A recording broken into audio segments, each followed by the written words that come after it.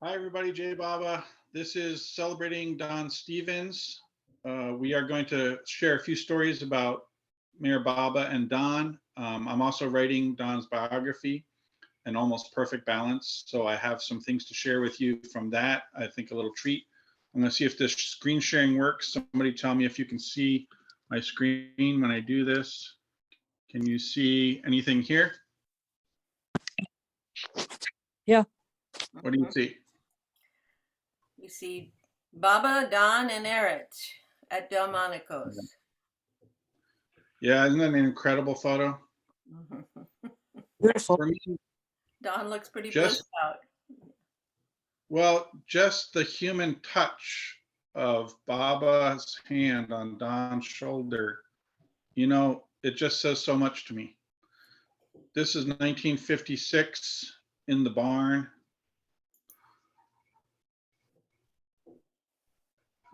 Baba had Don sharing on his behalf. Of course, Baba was in silence. So we have that chapter in the book. Here's a little bit of a sad photo, but it's Baba, of course, with Ivy Deuce at the Samadhi, early February 1969, before the marble's put on. There's beloved Baba, what I call laying in state, but however you want to think about it. Here's a very, very rare photo of Don with Erich and Val Kulturi. These are photos I purchased from David Fenster for the biography. Here we have the East-West gathering. There's Behram, Baba's brother, filming. Don witnessing, Baba giving his love to the gathering, of course, Erich behind. Incredible photos. Here we see Baba's at Myrtle Beach. According to Baba, they asked him what he's creating on the sand, a little sculpture. It's the first man, Baba said, the first man.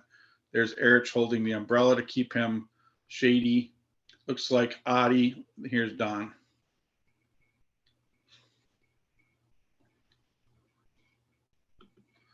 Then lastly, Baba discoursing to a group at the Meher Spiritual Center. Here's Don. Here's Erich. Looks like Darwin Shaw. Looks like Fred Winterfeld. And many others.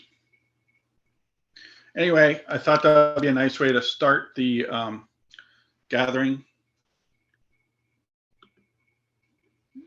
Was that interesting to see those photos?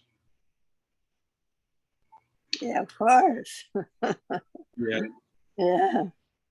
So what I'd like to do next is tell you a couple stories and then open it up for Q&A, because that's probably going to be more interesting. The first story is that, Don was working with the hippies in San Francisco in the 1960s.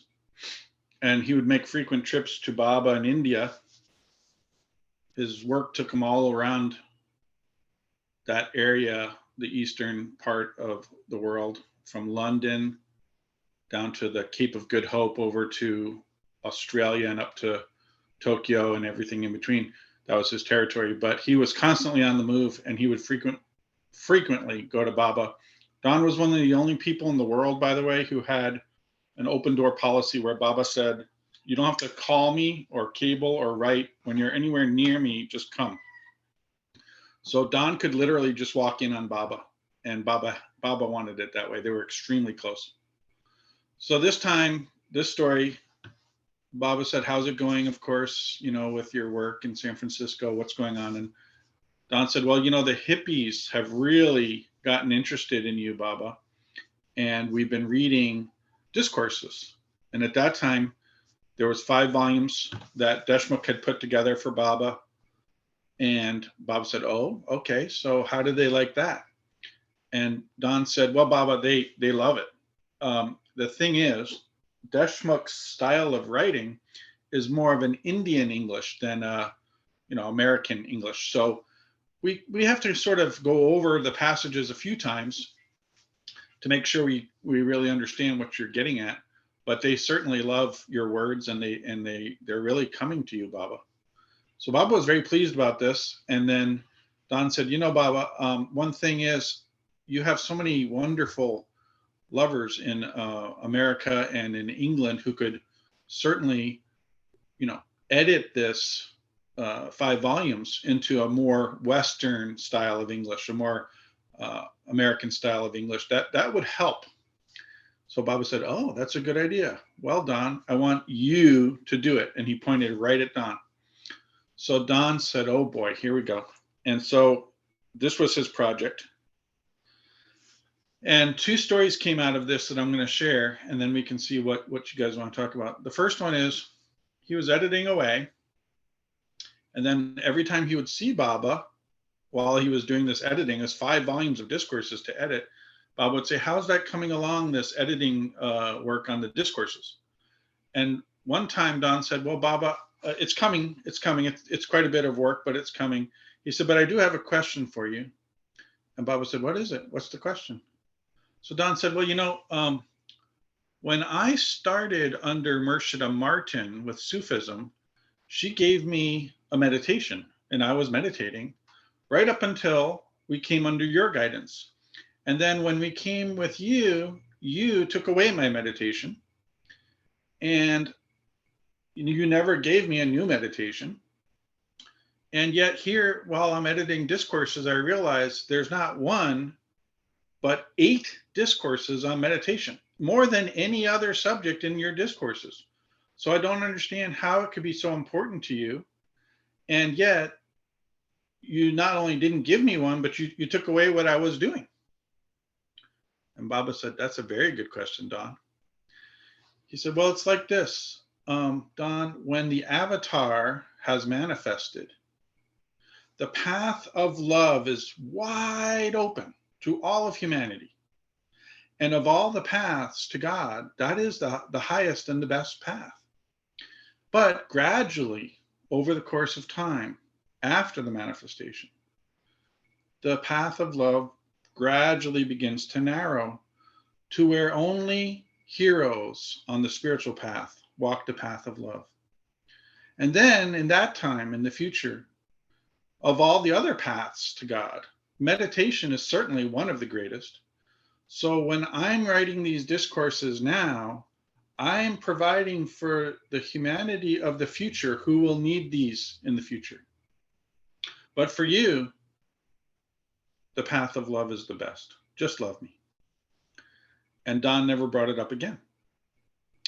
But he did share with the Mandali and others that Baba has manifested, because Baba said it. And they didn't know how to make heads or tails of that. But Don was convinced, and he told me and many others, he was convinced Baba had manifested by the mid-60s. That's the first story. Any questions before I go on to the second story? Do you like that one?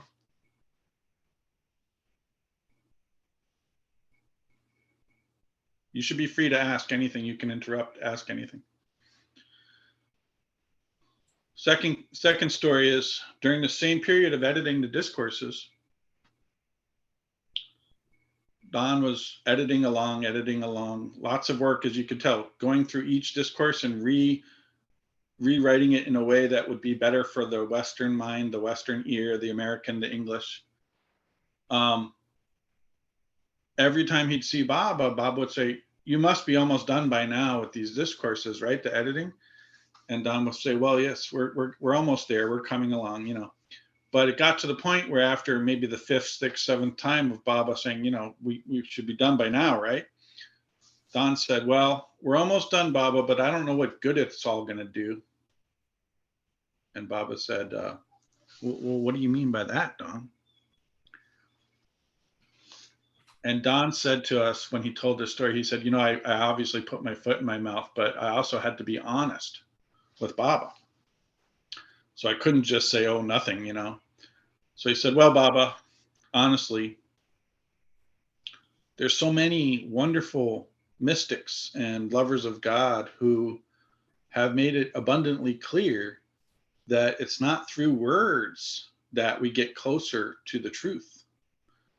And so, of course, I'm doing the work you're asking me to do on your discourses, but I just don't know if it's really gonna help. And Baba said, they say that? People say that? And Don said, yes, Baba. And Baba said, Don, do they say that about Baba's words? And Don had to be honest. So he said, yes, Baba. And he said, Baba looked weary, sad, in a way that he'd never seen before. And Baba turned away and went into a conversation with Erich next to him and turned away from Don for quite a few minutes, actually. Don said he'd never experienced this before. And he was concerned because Baba's expression was one of concern. And he said after a few minutes, Baba didn't really turn back to him, but Erich did. And Erich said, well, Don, what you've brought up here is important. And that's why it's taken some time for Baba to explain to me what he's trying to share with you right now. It's not easy for me to understand even what he's trying to explain. At this point, it was all gestures, you understand? Baba had given up the alphabet board. Baba gave up the alphabet board in 54, and this was in the 60s. So Erich said, look, as near as I can understand to what Baba's conveying to me to tell you, he wants you to know that when he gives out his words and he asks his disciples to help him by creating this publication, whether it's a message or a book, and he works on this with them, in doing so, he's attaching something like an atom bomb of spiritual energy to these words. And the disciple or follower or aspirant who works with these words sincerely will absorb a certain amount of that spiritual energy, which will help them enormously in their spiritual ongoing. And then Baba did turn towards Don. And then Don said, Baba pointed at him when Erich said this. Baba pointed at Don and said, and it's your responsibility, Don, to share with the world what Baba has explained to you today. And it was serious. It was on. And Baba wasn't rosy and happy. He was stern and in earnest about it. So Don spent the rest of his life sharing with people about the importance of Baba's words and working with Baba's words and the help that comes through sincerely receiving what Baba has given in his words. So I think that's an important story as well. Those are just two of many stories. The book I've written about Don's life, which is about to be released, has probably 100 chapters in it. I haven't counted. There's so many stories, and even if I finish with 100, there's hundreds I haven't told. Don lived from 1919 to 2011. I spent 9 years working with him, and even in those 9 years, incredible number of stories. So why don't we open it up for Q&A, because I find that to be more interesting than me talking. I should tell you that we ask, that you raise your hand digitally. I think most of you in the audience know how to do this, but I find the easiest way is to go to the reactions button and then up to raise hand. That's one way. And so will you monitor that, Betty? And I can just respond. I'm monitoring. There are no hands right now. Yeah. That means either what I said was so good that people are still absorbing it, or it's so bad they're trying to figure out how to leave gracefully. Is it possible for you, I'll start. Is it possible for you to sort of synopsize your particular journey with Don? How did that come about that you were so close to him? Sure, I can do that. Yes. Some of it's a mystery, of course. But the part that I know for facts is I had just written my first book for Baba called A Mirage Will Never Quench Your Thirst, in which we have Baba's drug message, particularly to the youth.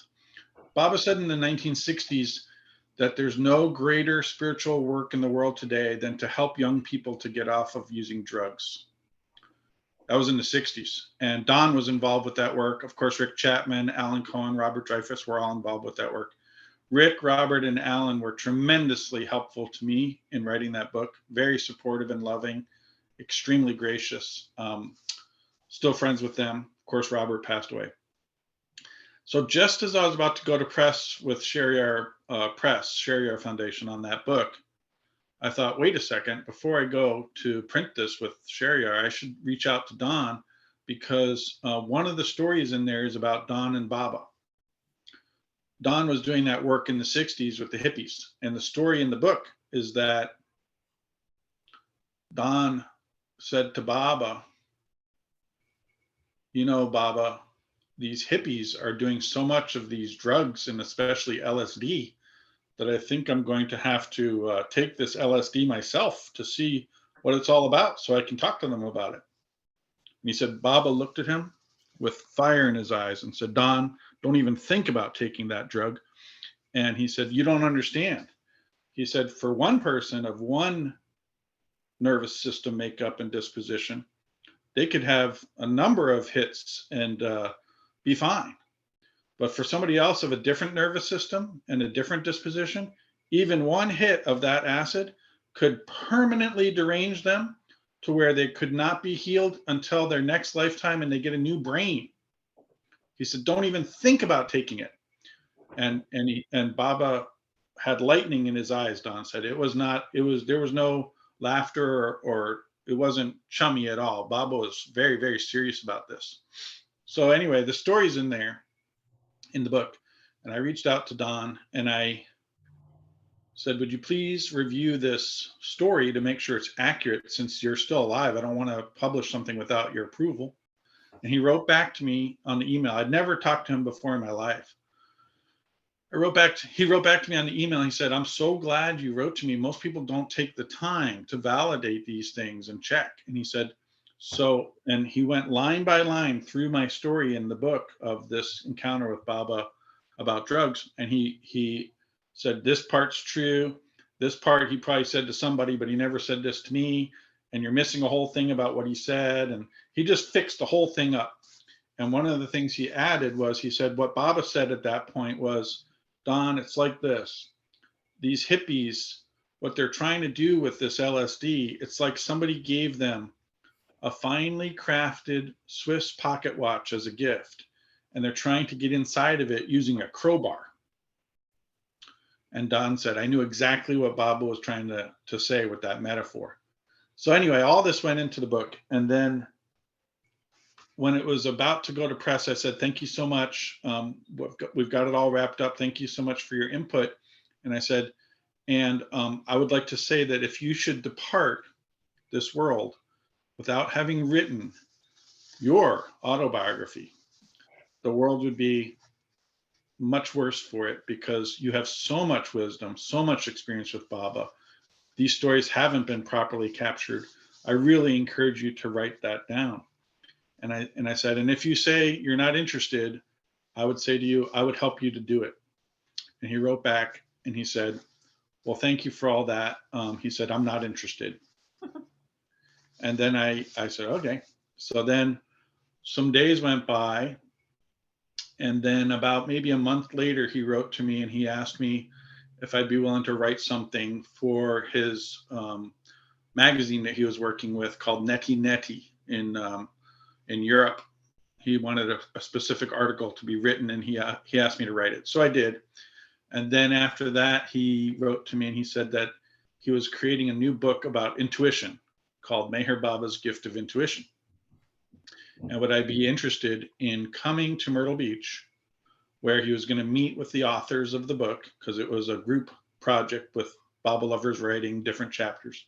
He said, it's not It's not the kind of book that you can write anything for, because all the chapters have already been assigned.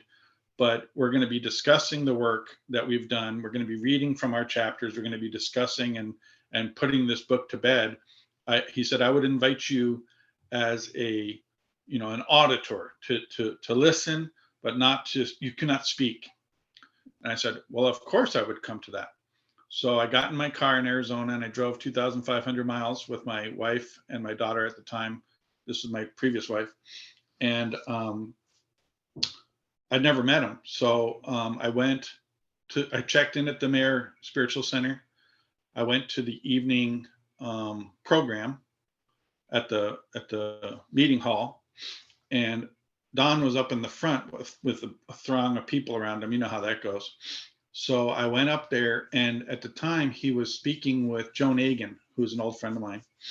And I walked straight up to Don and I said, and he said, excuse me 1 second. And he just put up his hand and he said to Joan Agan, Joan, I just need to ask you something. Do you know where I can find Laurent Weichberger? And she started laughing. And she said, yes, I do. He's standing right next to you. So we all started laughing hysterically.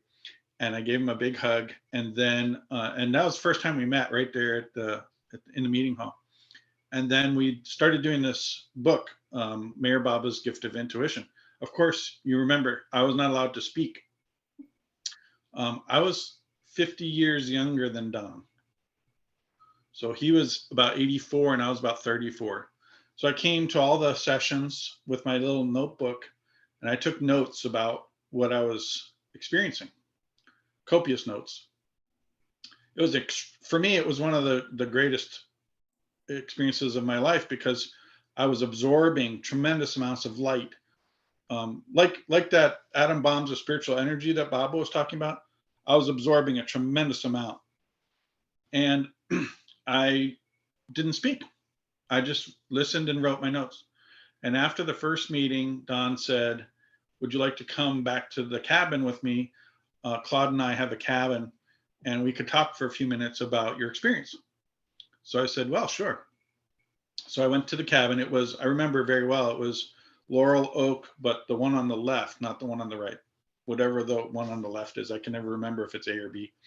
And the big one.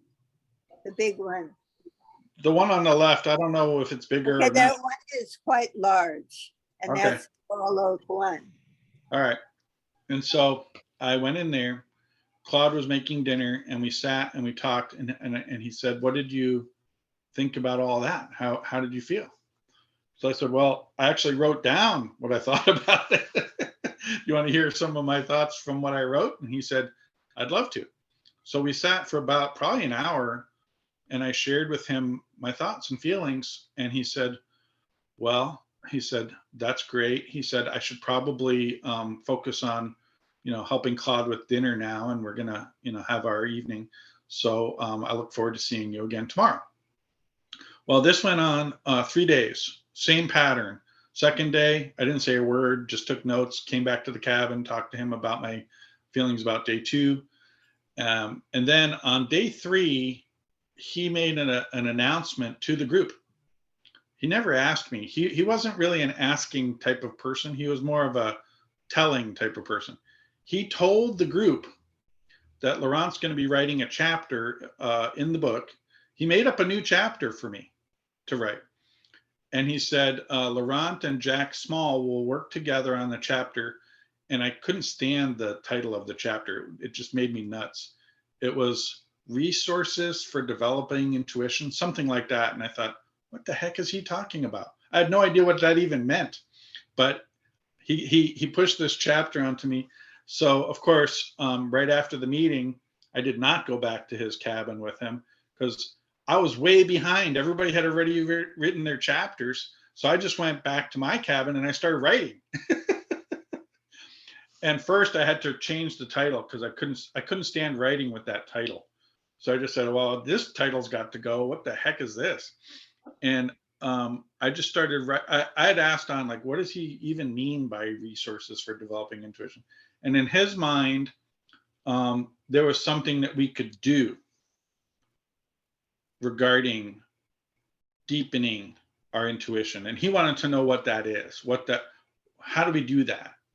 So I was like, oh my God. Anyway, so days and days of this, and I stopped meeting with the people because I couldn't. There's no way I was going to make it on time. So instead, I met with Jack Small, and he didn't do much writing, which was also very frustrating. But I did meet with him about it, and then I just spent every day writing. And then the thing was over. The sessions were over. Don had to go. I had to go. I was going up north. He was going somewhere. I don't know where he was going. And I said goodbye, and I departed, and I went to a hotel. I think it was in Virginia. I was going up north, so I was in my car, drove to this hotel, checked my email in the hotel, and there's an email from Don, and it's not really to me. It's an email that he sends to all these people that he's in touch with. And in the email, he said that he wants everybody to know that Laurent's going to be writing his biography.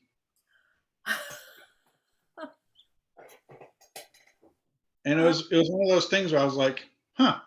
So the seed of me saying I'll help you to do it obviously started to germinate, and he wanted people to know about that. And again, he didn't come back to me with hey, I know you said that, are you still willing to do that, or anything like that. It was just more of a broadcast about this. Than it wasn't even to me. And I was reading it and I was going, oh, okay, I guess I am doing that. So I gave myself a 20-year deadline to write that, and now it's 20 years later, and I'm just about done. How's that for a little synopsis? Oh. That's great. Oopsie, sorry. To be fair, there's a lot more to say. After that, I realized that to write his biography from Arizona while he's living in England and France wouldn't really work out so well. So I moved to England for a year and a half to research him and get to know him so I could write more honestly and more clearly about his life. And that first 15 months was just absolutely extraordinary. Of course, we kept in touch when I moved back to America. We created many more books together. The first one that we did together, besides the Meher Baba's Gift of Intuition, is called Meher Baba's Word and His Three Bridges. And then we did one called Mandali Email, about his email exchanges with Bal Kalchuri. Then we did one about sexuality on the spiritual path, based on the horrible events of what happened in Myrtle Beach around the feelings of Charles and Christopher leading the Meher Spiritual Center, in support of them and in support of equality and tolerance and acceptance of all ways of life, and love is love and all of that. Then we did another one about the doorbell of forgiveness, about forgiveness. And then we did another one about 3 snapshots of reality. He didn't get to see 3 snapshots, but Wayne and I worked on that together. And I'm probably forgetting some of the other stuff that we did, but lots of projects and great stuff that came out of it all. Yeah. Laurent, there must have been some more personal interaction between you two beyond just these email directives, but some kind of a talking more about to you. Could you elaborate on that, or do you remember how Don approached you personally? Oh, of course. Well, I'll talk about the first night that I met with him in London after I moved to England. He invited me to dinner. He cooked himself. He was alone in his apartment, his flat, as they call it. And I'd come from Arizona to England, where I'd been living as a vegetarian and avoiding alcohol, trying to be as spiritual as I could. So I was 7 years vegetarian, and I got to his apartment and he said, well, I've made pork chops for us. and there was 2 glasses of wine. And I thought, well, I guess I either say I'm a vegetarian, so I'm not going to be able to eat the dinner you've created and drink wine with you, or now's the time to realize that my vegetarian days are over. So I gleefully accepted his home cooked meal of pork chops and wine, and I realized that in England and France, if you go around saying you're a vegetarian, they basically think that you're crazy or sick, like you're sick, so you can't eat meat. Something's wrong with you. So I didn't go back to being a vegetarian, and I drank wine with him, and we had one of the best nights of my life talking about Baba and God and his path and my path. And one of the things he said to me is, how do you approach Meher Baba spiritually? And I said, well, for me, it's sort of like if I'm in somebody's presence, instead of focusing on their personality or the way they're presenting or their body or the situation that's on the surface, I try to go deeper and find Baba in them and focus on Baba in them. And amazing things happen when I do that. And he said, oh, I can never do that. And I said, oh, well, then how do you approach Baba spiritually? And he said, well, I try to come into every interaction with another person and bring as much love as I can to the interaction and just be as loving as I can possibly be in all my interactions in all situations. I said, well, it's actually really similar, but it is different. So we laughed about the similarities and the differences. And, I think that kind of set the tone for our relationship, where I saw a lot of people sort of treating him like one of the Mandali. Most people don't know this, but Baba said that Don was one of the Mandali. He said that to Erich, he said it to Billy Eaton, and he said it to other people. And that, people would treat Don as one of the Mandali or somebody very important. And I treated him more as my spiritual brother. So we would discuss things more like, what do you think about this? What do you think about that? And what can we do together for Baba? So I remember one time we traveled all over the world together working for Baba. And one time we were traveling and I said, hey, Don, why are we doing this? I love open-ended questions and just to see what would happen. And he said, what? I said, why are we doing this? He said, well, I'm going about my father's business. That was his answer. And I thought that was really beautiful. There's way too much to tell. So I really would appreciate more questions to try to figure out what you want to hear. I could talk for hours, of course.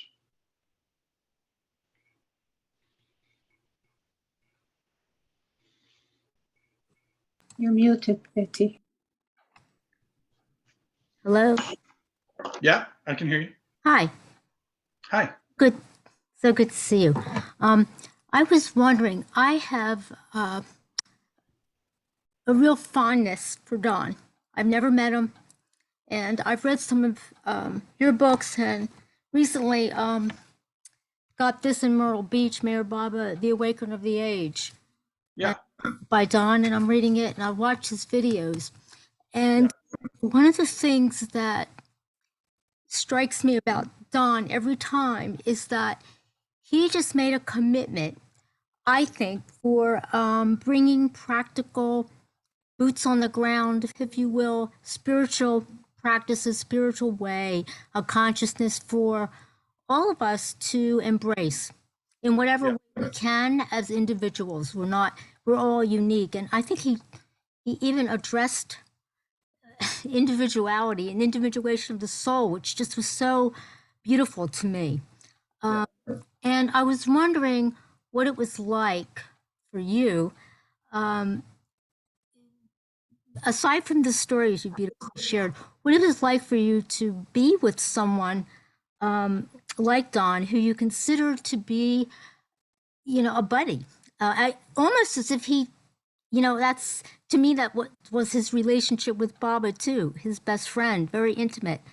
It was extremely intimate.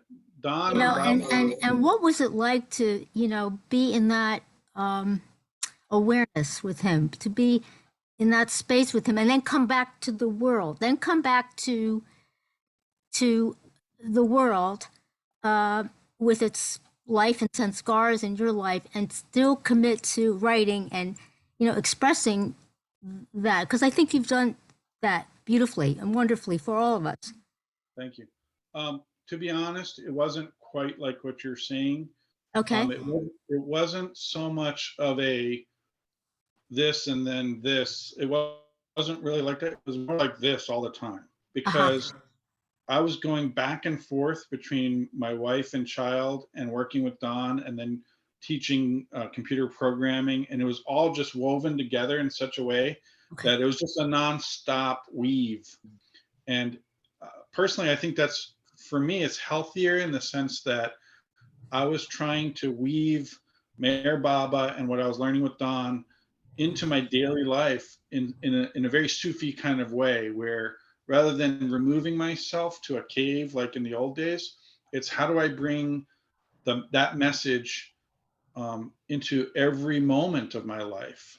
So even at work, like praying for my students at work while I'm teaching them Java and they're working on an exercise, praying for them. Or, one thing that came up, which you reminded me of with your question, is Don would spend a lot of time talking to us about the balance of the mind and the heart, and the importance of balancing the mind and the heart. Baba had put this in the beginning of God Speaks, right before the text of the first chapter. There's a little paragraph, and it talks about balancing the mind and the heart. And Don spent a lot of time with that. And I asked him once, I said, Don, I don't really know how to do that.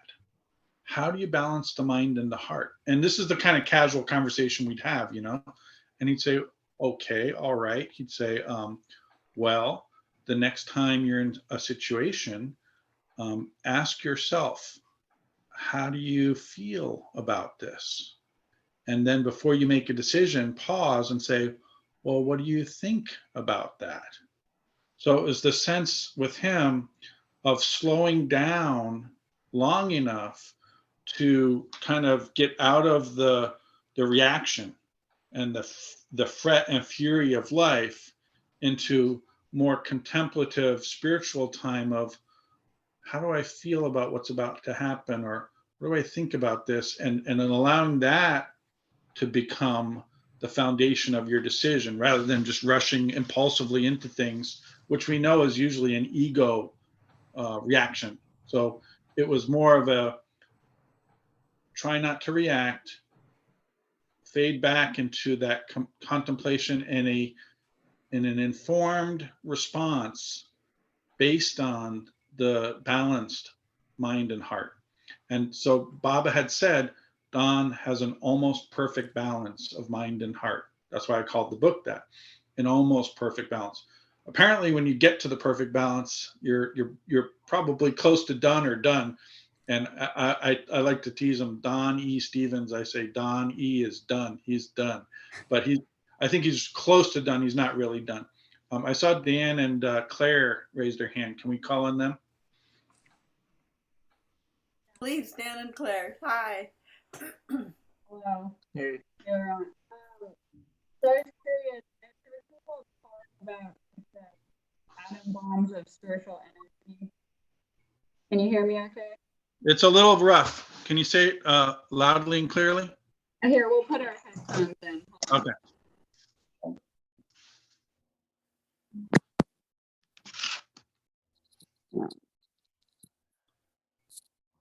Can you hear me better now? Oh my God, so much better. Yeah, okay, sorry. We have old technology. So my question is, with the atom bombs of spiritual energy. Oh, here, do you want to hear? There you go. With the atom bombs of spiritual energy, I've heard people say, oh, Don said these specific, discourses, God speaks parts such and such through such and such. And, and this part of what is it? The Listen, humanity. Listen Humanity, right? Oh, he said that the atom bombs were in these specific places, and Baba told that to me, and that's where they are. But what is your and so for my first question is, what were those places again? Because I can never remember. And then my second question is, what do you think? Do you agree with Don, I guess, and what he gathered from Baba, that it's really limited to just these particular things that Baba went over really carefully? Or do you think maybe anything given from Baba put into words, has a similar effect? That's a great question. So, you can see my gray hair, right? So I'm not going to list the places where the bombs are and aren't. I would not fall into that trap. But Okay. the gist of it is not about agreeing with Don or not agreeing with Don. It's what Baba said to Don. What Baba said is, Don, that I've given my personal attention, very careful attention, to certain of my words, such as God speaks. Baba did not list the sources that have the bombs. That never happened. It was like a conversation like, somebody needs to move. Who's got the dog? Okay. Dan and I have been friends for a long time, right? So Dan, if Dan and I were having a conversation, it would be a very casual conversation. We'd say, hey, what do you think about this? It was not suddenly formalized where Baba made a bulleted list of where the bombs were and what grade the bombs were and all that. There was nothing like that. It was more like, Don, that I've given my very careful attention and worked very closely with certain of my words, such as the way I've gone over God speaks. And in those words, in those cases, I've attached something like an atom bomb of spiritual energy to those words. But there was never a clear list. And Don himself, this was a weakness I pointed out to Don, because I was casual with Don. So I pointed out Don's weakness, and I said to Don, one of your weaknesses, Don, is that you don't even realize that Baba was explaining to you that he was doing this with you with the discourses. That was the whole context of the conversation. And I said, Don, you and Baba working together on the sixth edition of the 3 volumes of discourses is him attaching his atom bombs to it. He's doing that with you. He's working through you, with you on his words. That's what he's doing here. And he said, oh, well, I don't know, But anyway, the long and short of it is, I do believe, absolutely, that certain of Baba's words have a different charge from him than others. But, for the next 700 years, people can debate that and make lists and put little meters on words or do whatever they want, pendulums or crystals. I don't know what they're going to do with Baba's words, but I'm certain that he has attached his energy to certain of his words the way he said. And I had an intuition about it, for what it's worth. I'll share one intuition. By the way, during the time I was working with Don, I was having lots of intuitions, like big firework explosions of intuitions. That was a very unusual time of things being revealed a lot. And one of the things I saw was Niels Bohr won a Nobel Prize for his work with particle physics. He was a theorist, because at the time they didn't have the technology we have today, but he theorized that based on what he could see with a spectrograph of atoms, which gives a very clear spectrograph for each atomic signature, that when an atom, like a different type of atom, like helium or hydrogen or whatever atom, is bombarded with energy, the electrons absorb the energy, the atom absorbs the energy, and the electrons go out to their highest state that they can reach, and then they can't hold it. So light is emitted and it collapses back down to an unexcited state.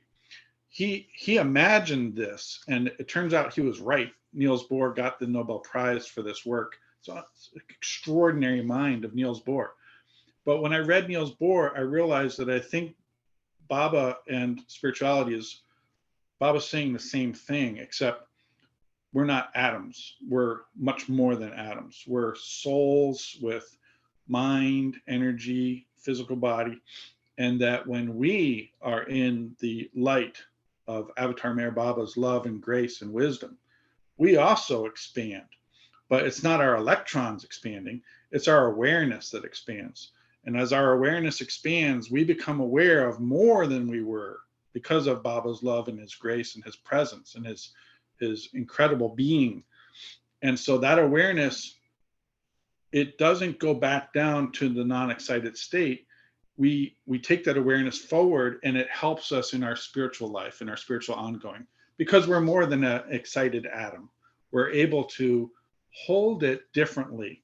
I'm not saying it's a perfect analogy, but I think that what Baba meant by atom bombs of spiritual energy, and the reason Eric said, Don, I'm having a very difficult time understanding what Baba's trying to convey to me, because what Baba's trying to convey is way beyond normal words. The idea that he has given us through his books or messages or his words, however you want to explain that, and attach something to that for us to help us, that's extraordinary. And I believe it's also tied back to Baba's silence. So Baba chose to be silent.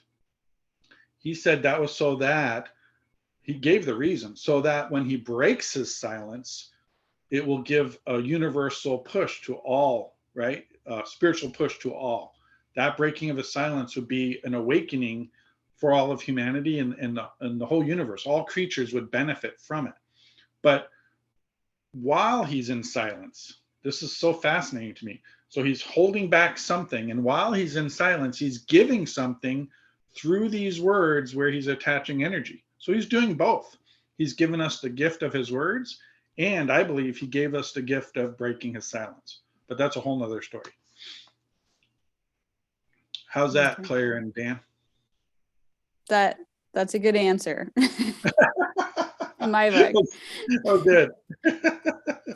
Yeah. Don himself was compiling lists, as I recall, and I think you two and Nutty were trying to figure out which works, such as Life at its Best, after you talked to Marwan Jasawala. I believe Don concluded that Life at its Best would be on the list, and there were other specifications, such as parts 1 through 8 of God Speaks and so forth. And so I know that's the list that will be debated, and that people will have their digital versions of Baba Works, where all the words are highlighted according to how much spiritual power they have. But nevertheless, I just wanted to note that that Don certainly participated in that speculation, is how I recall it. That's true. I see my sister and brother Cynthia and Richard Griffin in Salem, Massachusetts. Can we invite them to Please, yes, please. to share? Hi, Laurent. I just have a quick comment here. Good to see you, first of all. Good to see you. I loved what you just said about the expansiveness, and that was very much my experience around Don. Being around Don and how he encouraged us, and I forget who spoke earlier, she was talking about not having met Don, but reading his work, sort of that there's a thrilling adventure that Don invites us into that is just, it's wonderful. He breaks open anything mundane into seeing the beauty and the wonder that is all around us, and he invites us into that process and makes it he helps us see how Baba's inviting us into that process. Don sort of gives that practical big picture steps to work towards that and integrate that. So that's all I wanted to say. That's beautiful. Richard, do you want to chime in? I can't add too much to it than that, but the other thing about Don that was always striking me was how he glorified the mundane so much. He would say, you know, an intuition can be something as simple as the way you dry your body with a towel. You know, I mean, how you would move through the day was fascinating to Don, and what ingredients you would put into a dish he would be cooking. The way he would do it, his general attitude of tenderness towards life was, he would like to always remind us that an intuition doesn't have to be fireworks going off, that it could be something very, very simple and just a sudden insight into how you might proceed with your life that day, you know, or with a Absolutely. knotty problem you're facing, and that kind of thing. So he was very down to earth in that sense, and it was very refreshing the way he would approach that. A practical mystic. Yeah, sure very was. much so. Well, you reminded me of a story. If it's okay, can I tell another story? What you said reminded me that I don't remember who was there when he told this story. It could have, you know, it's all a blur now, but I remember the story. And he said that, you know, you hear sometimes, or you read in the books that Baba gave orders and this and that. And he said, it wasn't really like that for me anyway. And he said, it was more like Baba would wait to be invited into any aspect of your life. And until you invited him into that part of your life, he would not pry or give orders. It wasn't like that at all. And he said, but once you invited Baba in, then everything would change. And he said, and the two parts of my life that I kept away from Baba as long as I could were finances and sex. And he said, until I had made such a mess of both of them that I had to bring it to Baba. And then he said, and then when I did, there was no shame or, you know, what took you so long, Don, or anything like that. Then Baba would just say, okay, let's talk about it, and let's figure this out. And so that story touched me so deeply. And it wasn't, I don't know what it is about the story, but something about the phrase invited in just really struck my heart as the patience. And I don't know, my words are going to fail me here, but the mercy, the patience, the compassion, the knowing of Baba of what we have to deal with and go through as humans, that there's no rush to deal with it. It's more like when the sense of divine right timing. When the time is right, of course, everybody deals with everything eventually, and Baba was not in a rush. And there's something really beautiful about that to me. I don't know why. It just really means so much to me. And that, you know, I can segue to the next story where Don said, well, Baba, I'm making so much money at Chevron. I feel like I would like to give you some money every month. And Baba was apparently a little bit surprised and said, really? You feel you want to do that? And Don said, yes, Baba, because he was not married, no children, and he was able to afford that. But Don said Baba didn't just say yes and all that. This became a conversation that lasted for days. And Baba would say things like, well, hang on now. Let's talk this over. What about your mother? Does she have enough? Is she being cared for?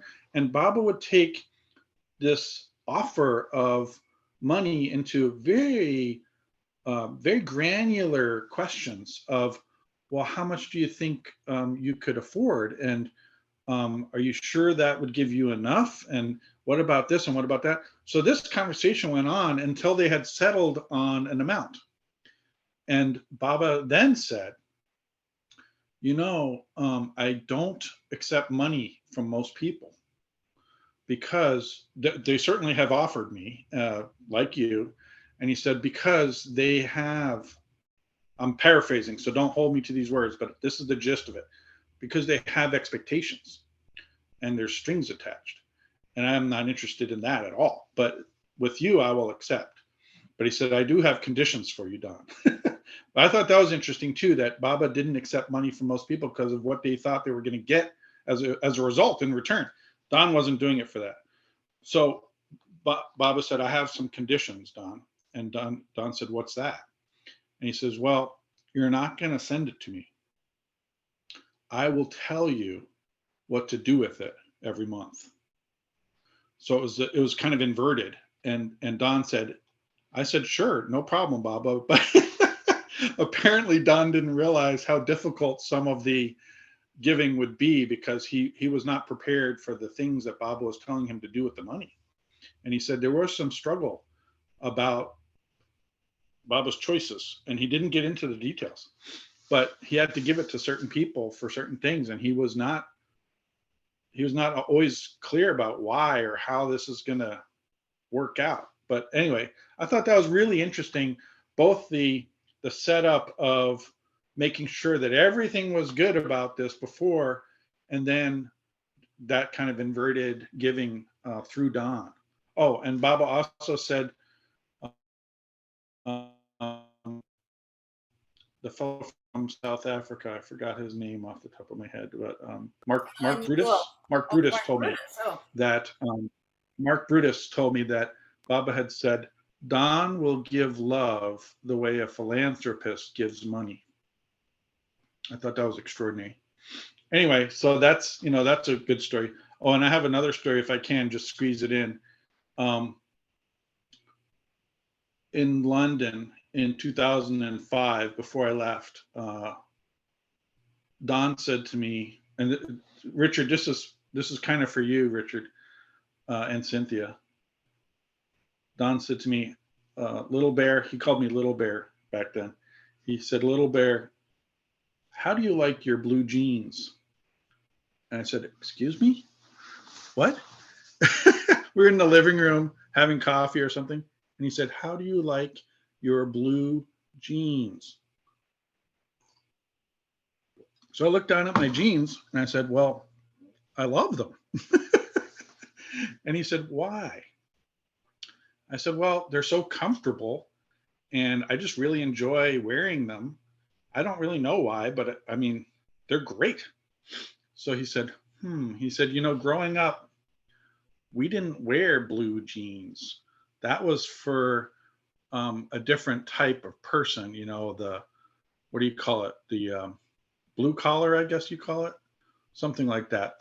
There's a certain class of worker who wore these blue jeans. And he's like, we wore slacks, and he had a certain dress code for himself. And he dressed like that for Baba meetings. I don't know if you remember, he'd wear a shirt and a tie, sometimes a jacket for Baba meetings. He was not that casual when it came to presentations.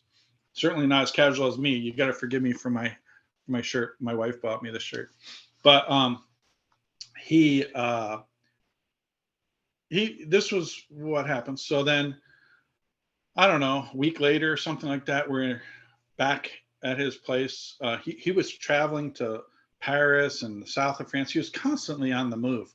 Maybe a week or two later, something like that, we're back in his London flat. And he said to me, well, Little Bear, do you notice anything? And I'm sitting there again with my coffee, and I'm looking around, and I'm thinking maybe he finally changed out the curtains or something, or painted a wall or what. I said, not really. And he said, this is what he said. He went, and he looked down, and I looked where he looked, and he was wearing blue jeans. I said, Don, you got yourself some blue jeans? He said, I sure did. I was ready for a new adventure. Cynthia, can you believe that? He said, I was ready for a new adventure. Isn't that incredible? I love it. And so then I said, how do you like your blue jeans?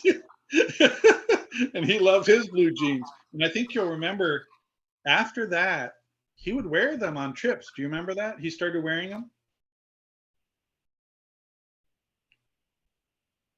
Yes, yeah.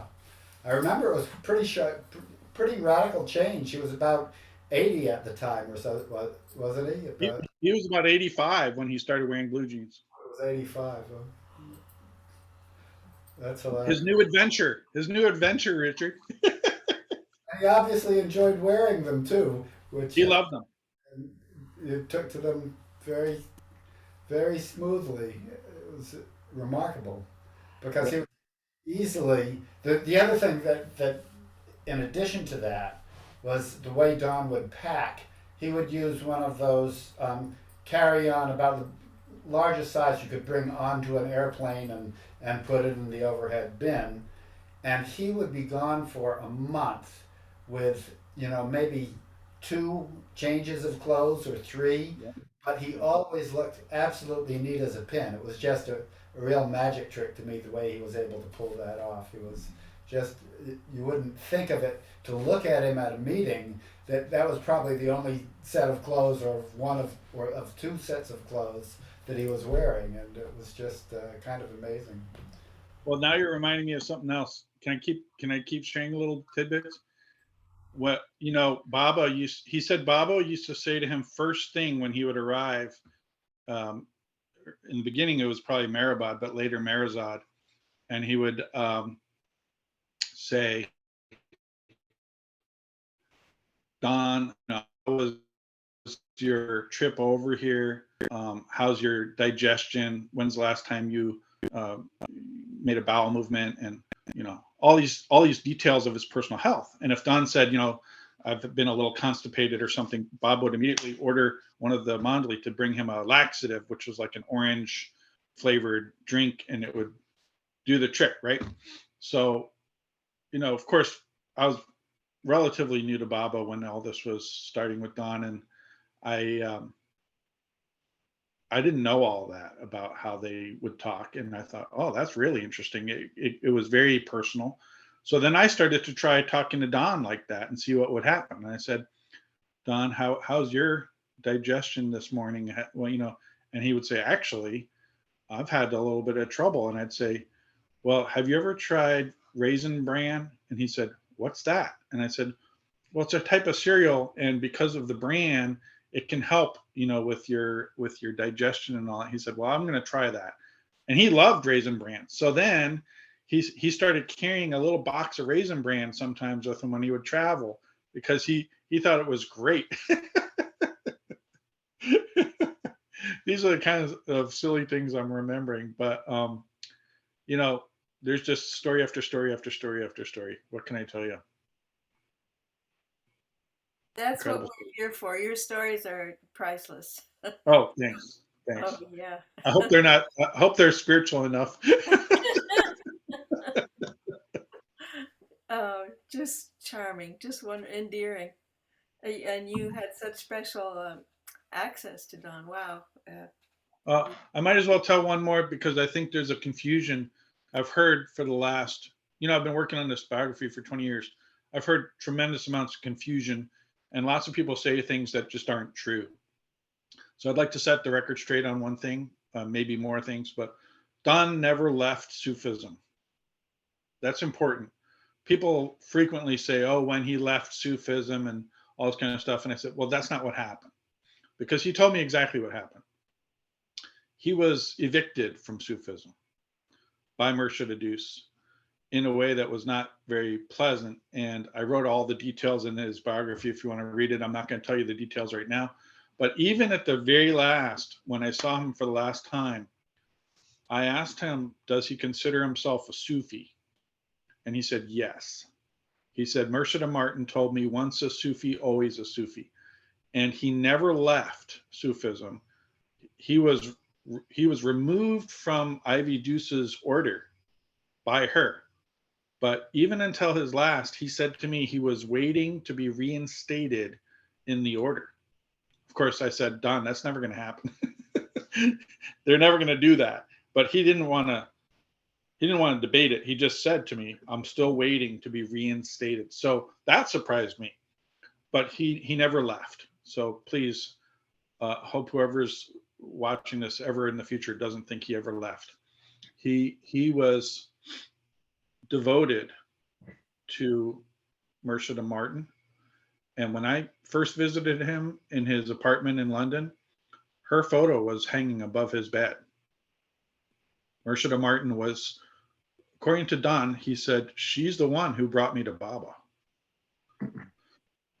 And if I could tell that, I would say this. She said to the entire group of her Sufis, this was after Hazrat Inayat Khan had passed, of course. So this would have been 1945.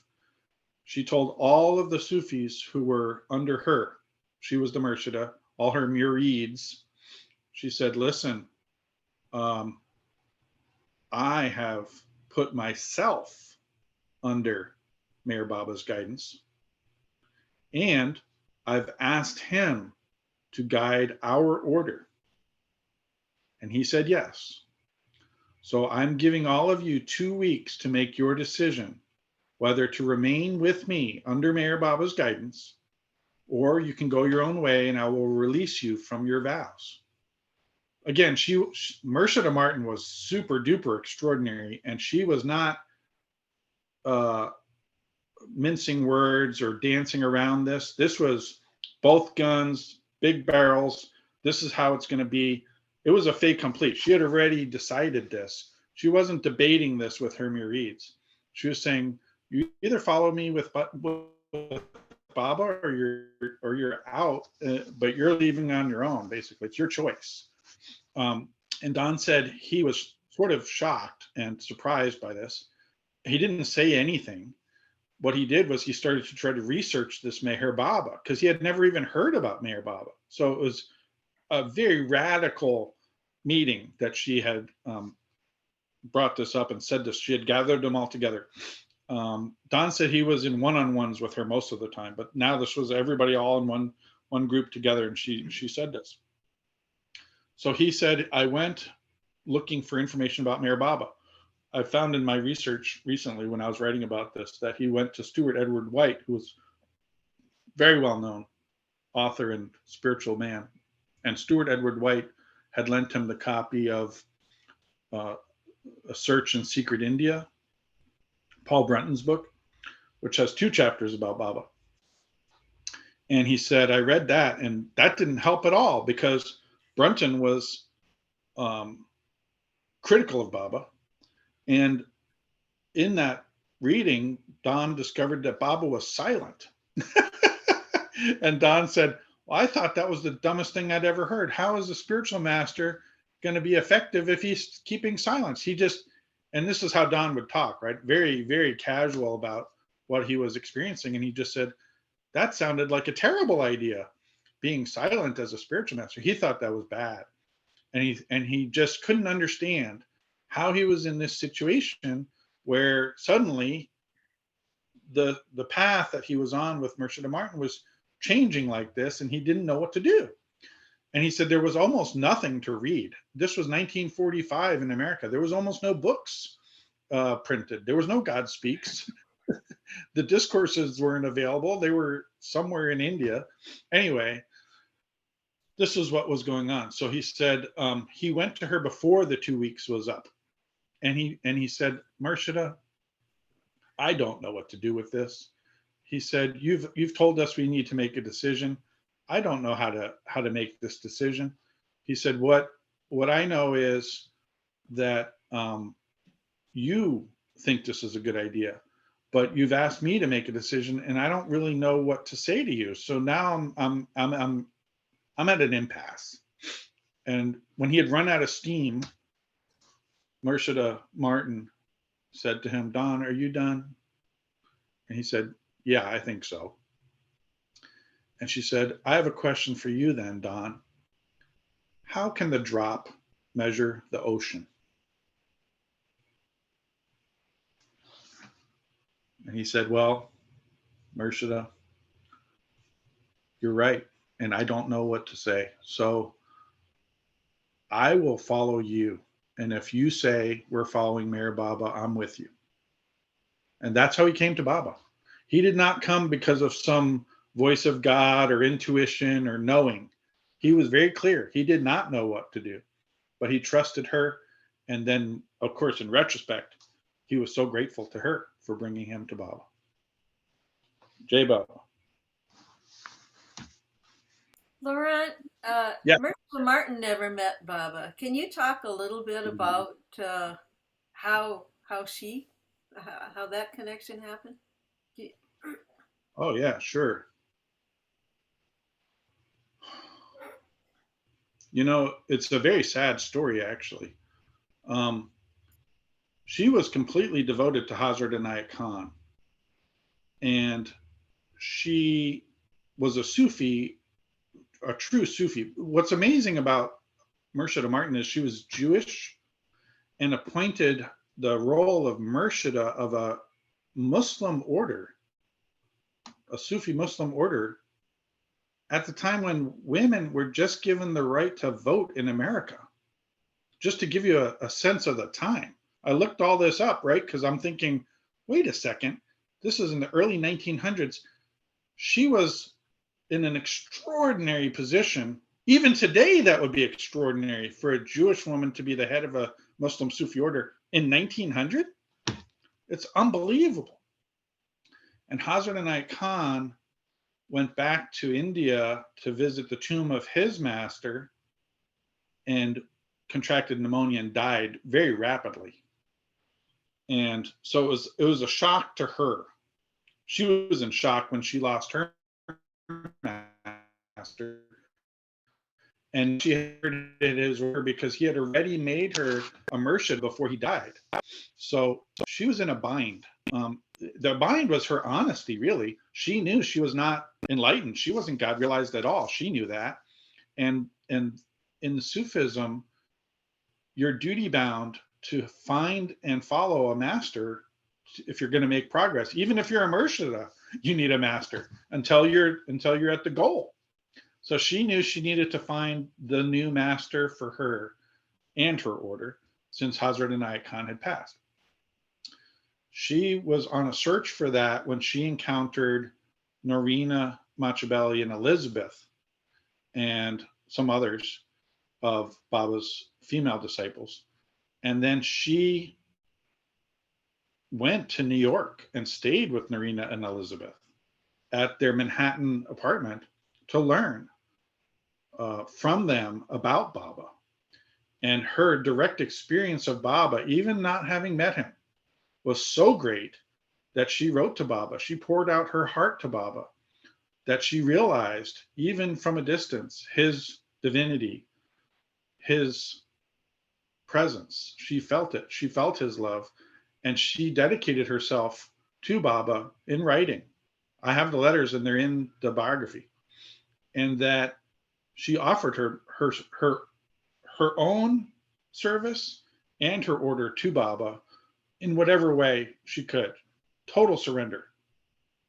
And Baba wrote back and accepted her love and her surrender and said that he would come to America to meet her and all that kind of stuff. But she wanted to go to India to meet him. So she asked Francis Brabazon to come from Australia to take her to India. She was living in San Francisco. And again, this is Hazrat Inayat Khan and Rabia Martin both became ill. And, you know, in the case of Hazrat Inayat Khan, pneumonia. In the case of Rabia Martin, between the time that she came to Baba and wrote to him and dedicated herself to him, and Francis Brabazon coming from Australia to bring her to India and all this, she succumbed to cancer and passed away before she could make the trip to India to be with Baba. So that was around 1947 that she passed away. I have the exact date in the biography, and I have a photo of her mausoleum actually in San Francisco. So there you have it. She brought her whole order to Baba, sight unseen, never having met Baba, because of her faith and her experience of Baba's divinity. It's just totally extraordinary. Wow, wonderful. Can't wait. Can't wait to see that biography. It's coming, probably December. Oh, and Cynthia and Richard, who are on this call, have also graciously offered to contribute writing to the biography. So they're going to have a chapter in the biography about their experience with Don, and they also wrote the introduction. So thank you to Cynthia and Richard for all that they share. What's the name of the biography going to be? An almost perfect balance. Good, good. Jeff, Asbiel, you're raising a hand. Thank you. Laurent, that's a perfect time to come in, a perfect balance. My question, hi, Laurent. Jay Baba, nice to meet you. And Jay Baba, Jay Baba. Jay Baba, Laurent. I want to ask you a question of discernment, could be also personal feeling. So Don Stevens had a very hurtful departure. So my two questions are, if you could really unpack this deeply. I never met Don's master. I did read Ivy Deuce's book, How a Master Works, which I thought was extremely inspiring for me. I had read that around 1972, around the same time I had a chance to actually be with Baba. What's your take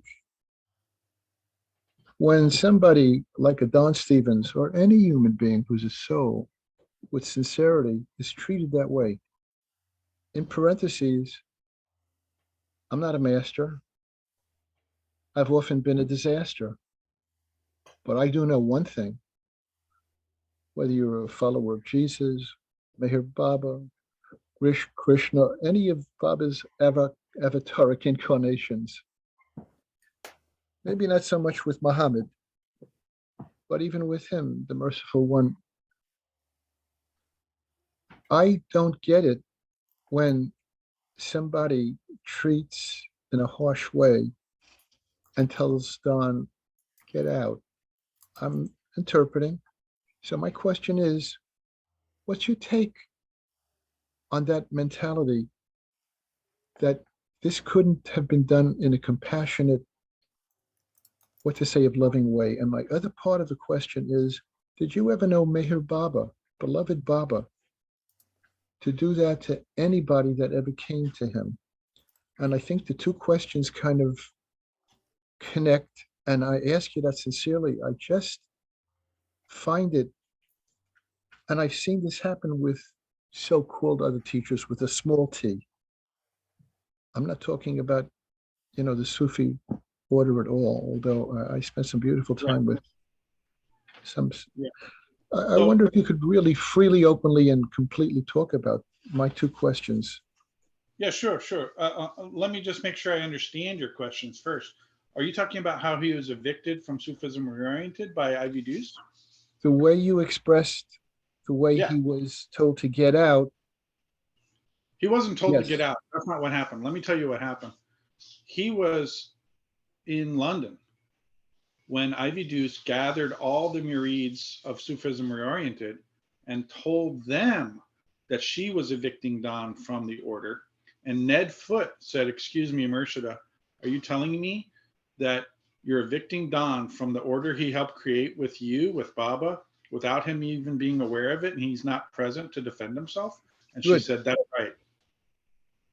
And he got up and he went to London to tell Don what had happened. Don didn't even know he was evicted.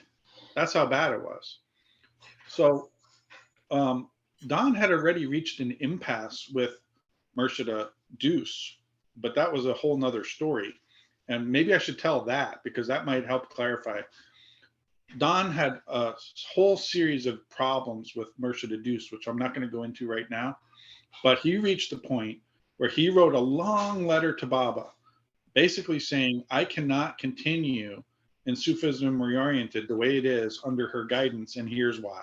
He just laid out his heart, and he told Baba, I'm at an impasse with her, with her.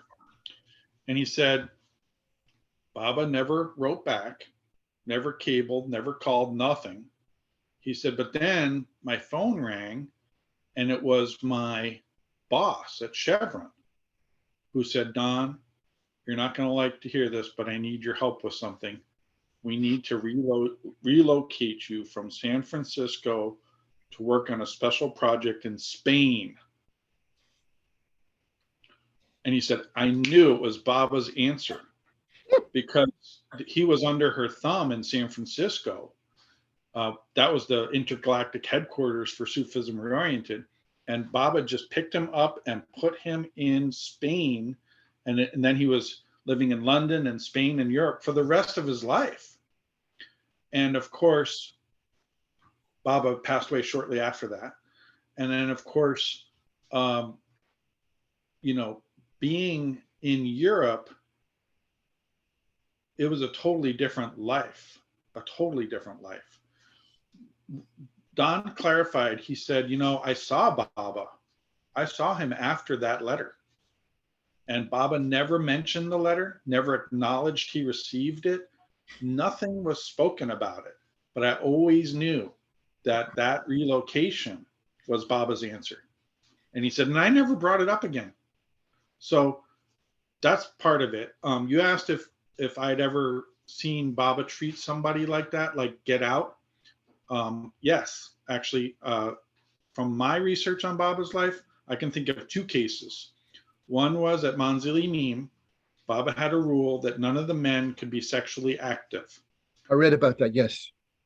And one of them was sexually active with a sweeper when Baba and the men were out for some reason, and he stayed back and he had that sexual encounter with one of the sweepers and he denied it, but then he confessed. And when he confessed, Baba said, I'm glad you confessed, and pack up and go. He kicked him out of Manzini. Another case was there was a disciple and a cousin of his, I believe, living at Merazad, and Baba had a very large dog, maybe Mastan, but a very large dog. And this particular disciple was afraid of the dog and picked up a rock and threw a rock at Baba's dog and missed the dog and almost hit Mera. When Baba said, hey, come over here, and said, look, you threw a rock.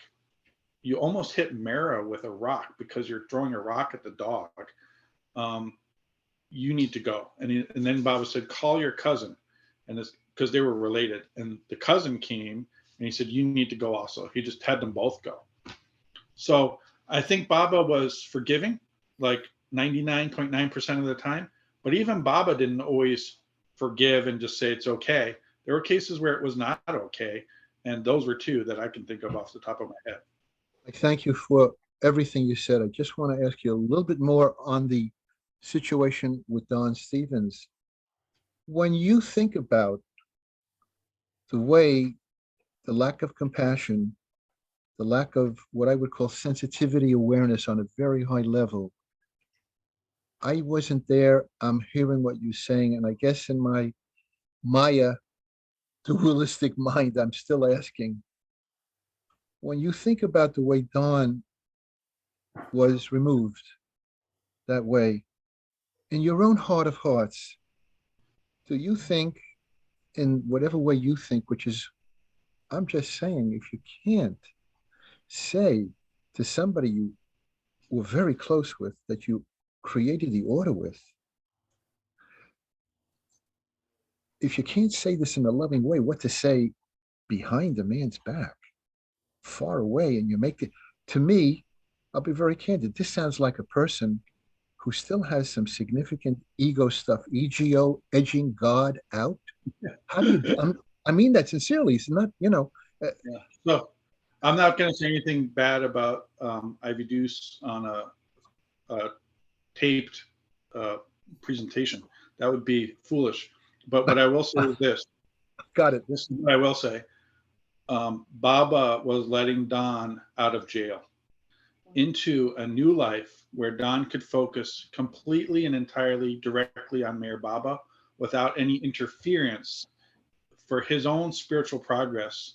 And he lived a new life in Europe, which was much more mystical and internal than the more, what is now considered to be more of an exoteric structure of Sufism Reoriented. I'm familiar with Sufism Reoriented. I've seen some changes over the years, and I believe this was Baba's mercy on Don, even if it didn't look like it. Your Java. answer is the answer of an enlightened being, and it means a great deal to me what you said. And my last question, I promise, is what do you do to serve Baba? How do you intend to finish your many good years, God willing? How do you actually live your day, your week, your month? With, I know you say Baba's name as much as you can. I know you love your wife as much as you can. I know you probably facilitate some beautiful Baba meetings.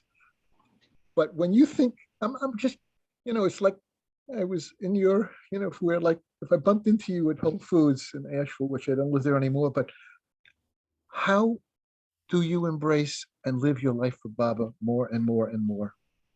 Well, that's easy for me to answer.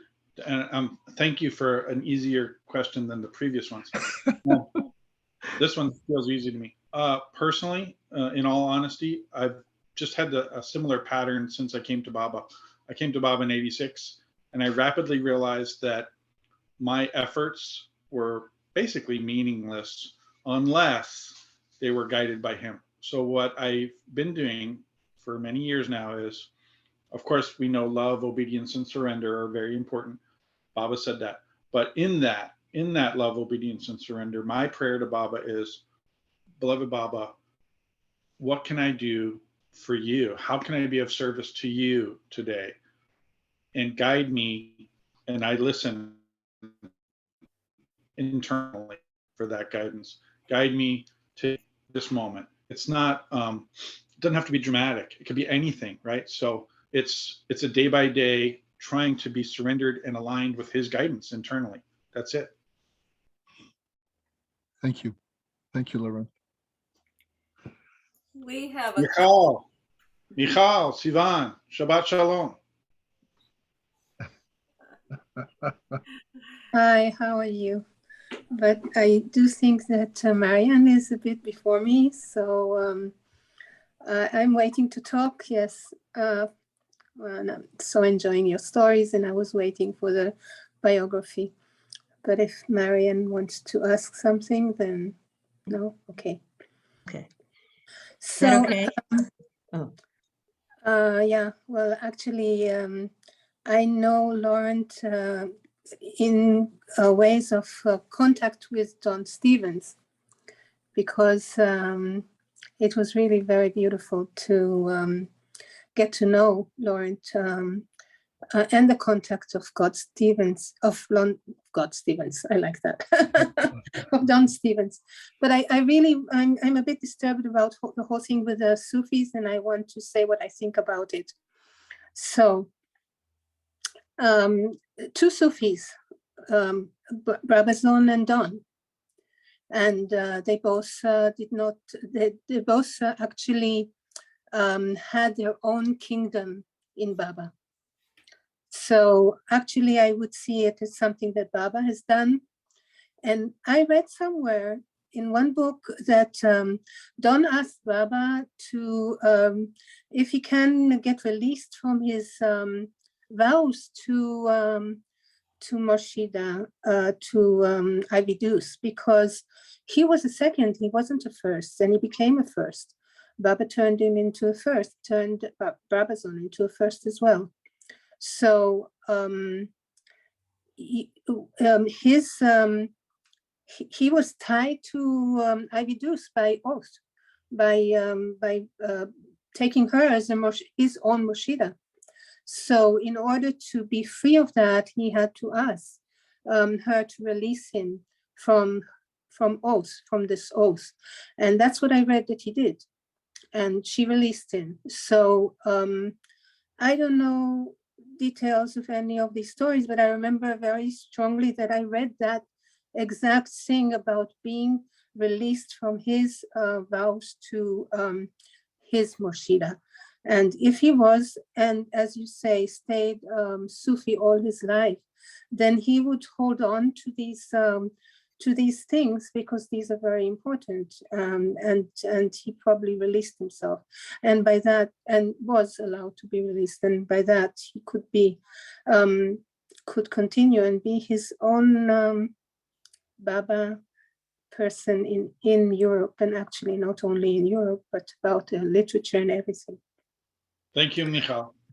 So, so I would think that there's more things around that rather than spite, you know, because I know that in God Speaks, they did have problems together to edit it, because Baba gave it to both of them, and probably Don Stevens did most of the work that was there. So, you know, in spirituality, in spiritual groups, there's sometimes a lot of contention and a lot of jealousy and things. And we know that Baba himself had problems in Sakori.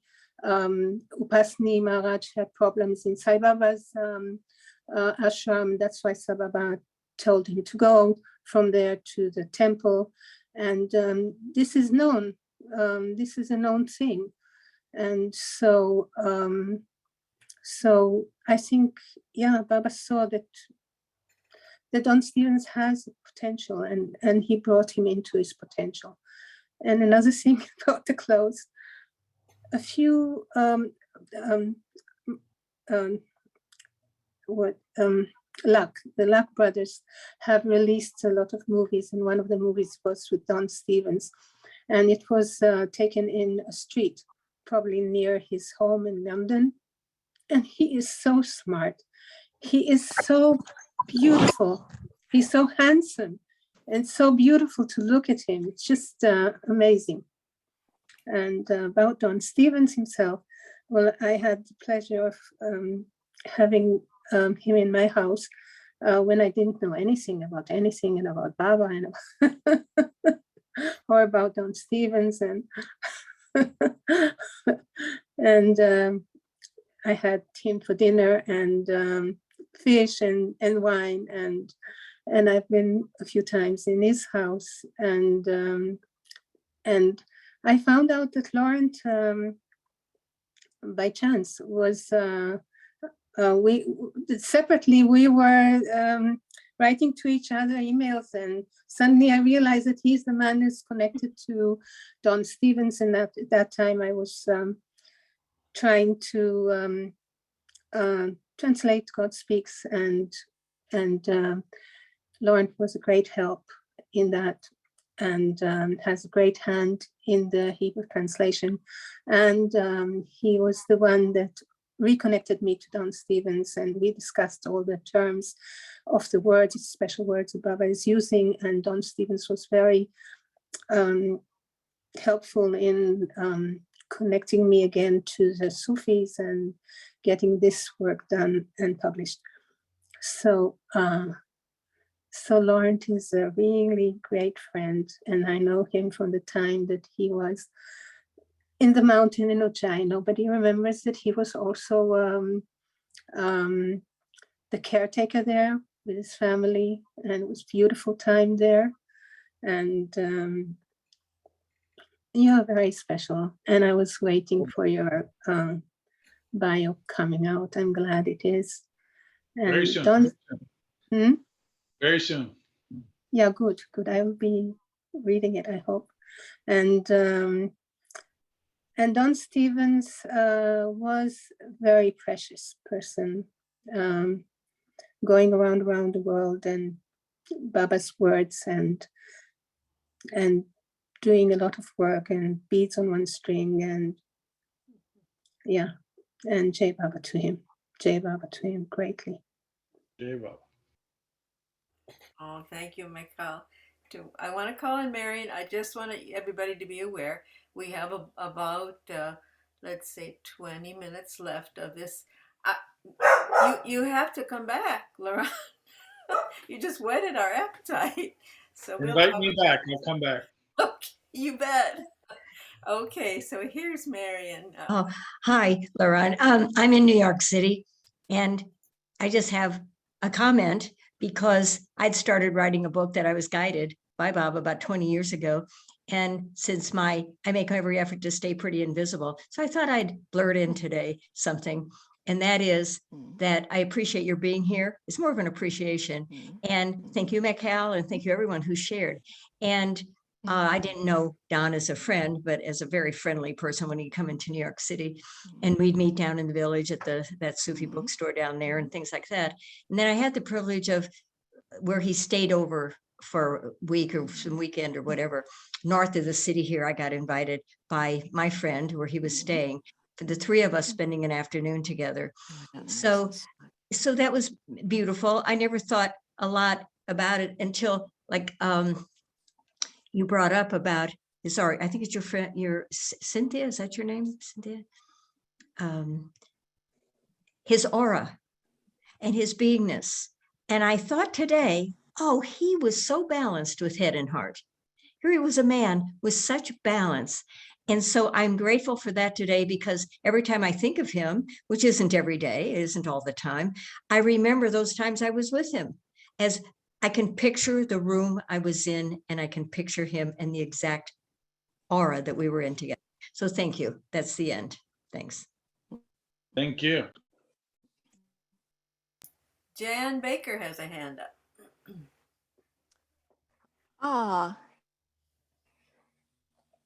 Hang on. Yeah.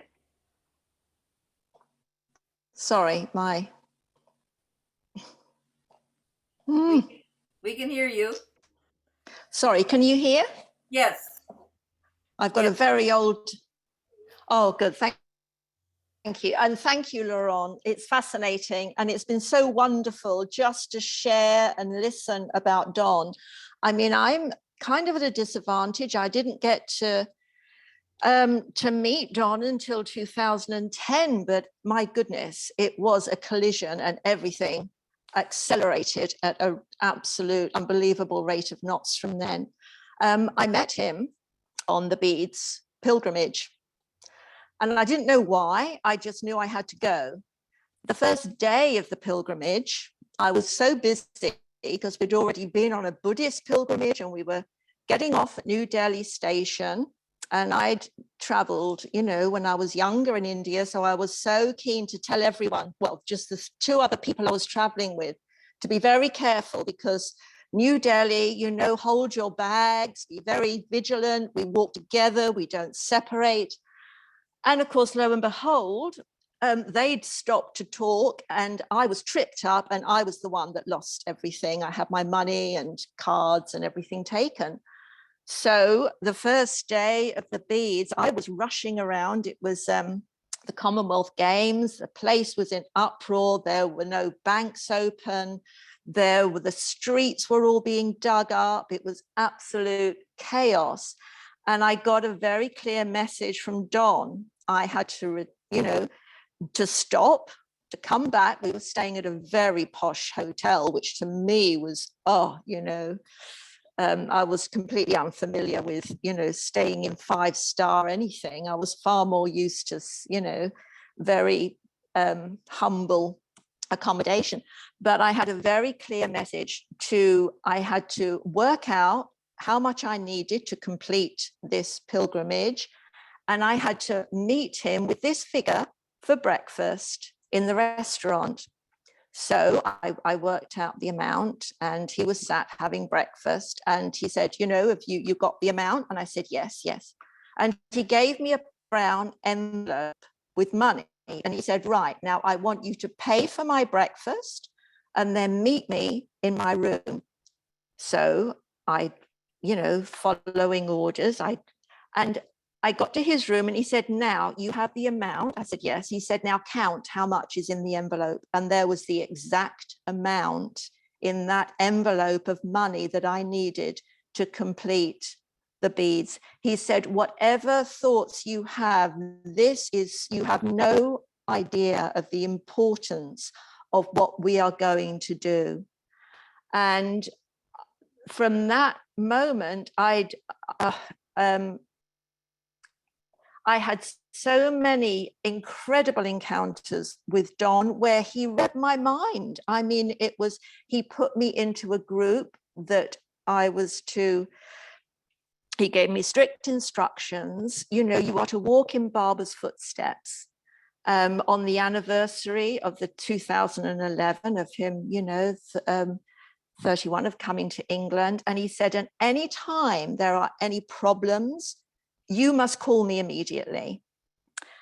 And then I was given the privilege of caring for Don when after his accident, especially in Paris, when he had the fall and was in hospital. And after that, I didn't have a kind of an academic, or it was such an intense relationship of the heart, where I would just sit with him on the floor like a child, and he'd be a child. The innocence just pervaded that room of his, where he would, it was like we were just in this bubble of Baba love, and Baba was with us, and it was so incredibly just simple but pure. And then the last week of, he was meant to be giving, as you know, the talk in Berlin of this whole experience, what he had to share. And I'd been put under a lot of pressure that I should go and listen to him by other people. But I had a resistance, a really powerful existence. So I phoned him, and Don answered the phone, and he said, "You do not need to come. Everything that you need to hear, you have already heard." Does that answer your question, Jan? And I hadn't even asked it.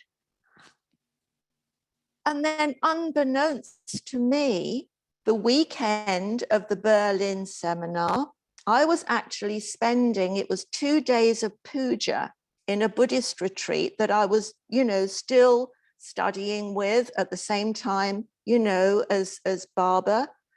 And it was 2 days of strict fasting, prayer. So I didn't know anything until the Sunday night I got home, and my daughter said, "Mum, you have to phone Don. You have to phone Rachel tonight." And I thought, well, they're in Berlin. What is going on? And of course, they didn't go. If I had gone to Berlin, I wouldn't have been with Don the next day. And it was that next day when he was admitted to hospital. And everything kind of unfolded. It was so beautifully orchestrated. At the time, you're not thinking, you're just going with, but we were just being taken. It was myself and Rachel Diamond. And then, of course, the following week, I was visiting him again, staying in London. I was meant to be going home, but for some reason I stayed that night, and it was the next morning at 5 o'clock, we got the call from the hospital to come now. It was urgent. So we went, and, we entered his bed. It was enclosed just by the normal, kind of concertina shuttering. And this was a crazy ward. There were people shouting, screaming, and we entered that enclosure of his bed, and we could have been anywhere. It was silent. It was just total silence as we did arti. We were either side of Don, holding his hand, and just singing and whispering Baba's name. And it was that bubble of love again. It was so profound and so silent and so pure. We could have been in a cave, we could have been anywhere, but this chaotic ward that was just, it was just that we were shielded in this incredible enclosure of love. And I've never, ever experienced anything like that in my life. And I just, words can't really, I'm not adequate enough to describe it, Laurent, but I was felt so blessed. And I spent most time apologizing, thinking there must be some mistake, why, but it was just the most but Yeah, Jay Thank you for Baba, sharing thank that. you for listening. Thank you for sharing that. Thank you. I'd like to close with, we only got a few more minutes. I'd like to close with the photos that I started with, because I don't know if everybody was here for that. And then we'll have a moment of silence with Baba. So can you all see the photos? Yes. Here's Baba and Don in New York City. This would have been 1956. They went from there down to Myrtle Beach. This is Baba and Don in the barn in Myrtle Beach. Don spoke on Baba's behalf there. That's in one of the chapters in the biography. Of course, this is at the Samadhi when Baba passed away. And I was corrected by Wayne. That's not Mercia de Deuce. That's Delia de Leon. Thank you, Wayne, for that correction. Beloved Baba.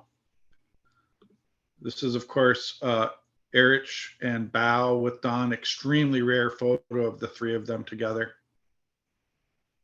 I purchased these photos from David Fenster for the biography.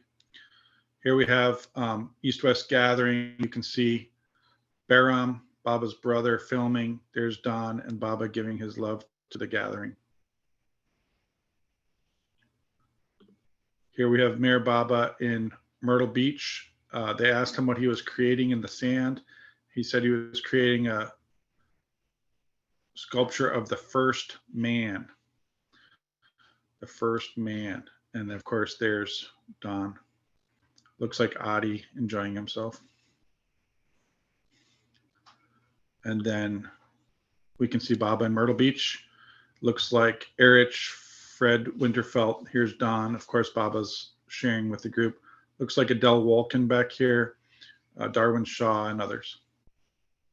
So Don wasn't far away. He was very close. And I think we'll just leave it with this and have a moment of silence with Baba.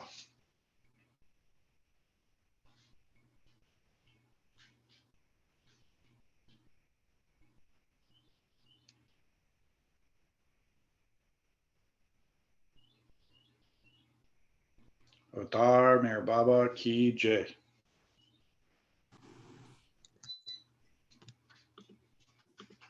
Thank you all for allowing me to share.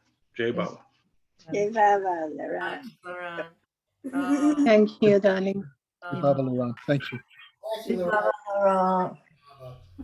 Beautiful program.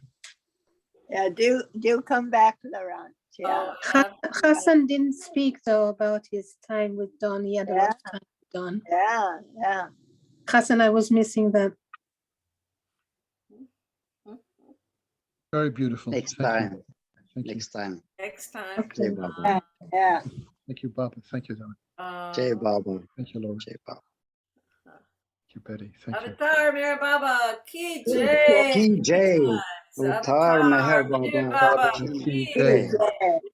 Avatar. Avatar Mayor Meher Baba. Baba. Ki Ki Jai. Oh, wonderful, Laurent. Wow, what a Thank you. Thank you, Lauren. Thank Jai you, dear. Baba. Thank you, Laurent. Hey, Hassan. Jai Baba. Jai Baba. Thank you. Jai Baba, my dear. Thanks to all who shared, Jan. That Thank was you, really Jan, and everybody else. Cynthia and her husband. And The book is coming out. Lauren, that was great. Thank you, Betty, for hosting. Oh, my pleasure. Thank you, Betty. Thank you, Betty. Oh, what a treat this has been. Laurent, do you have an idea of timing with the book? In a perfect world, by Baba's grace, it'll be ready by Christmas. Oh, nice. Okay. We're in layout and design right now. I'm just tidying up some of the last chapters. It's going to be an incredible thing. By miracles are happening to make this a final offering. Just incredible things that are coming in. We're going to have some contributing authors. I mentioned already Cynthia and Richard. We also have Craig Sanroque. We have David Lee from England. Wayne Smith says he's going to send something. We'll see. Hopefully 7 and a few others. Yeah, it's going to be a real tribute. it'll be pretty thick, so be prepared to, work out a little bit before you buy it so you can carry it around. I'm into.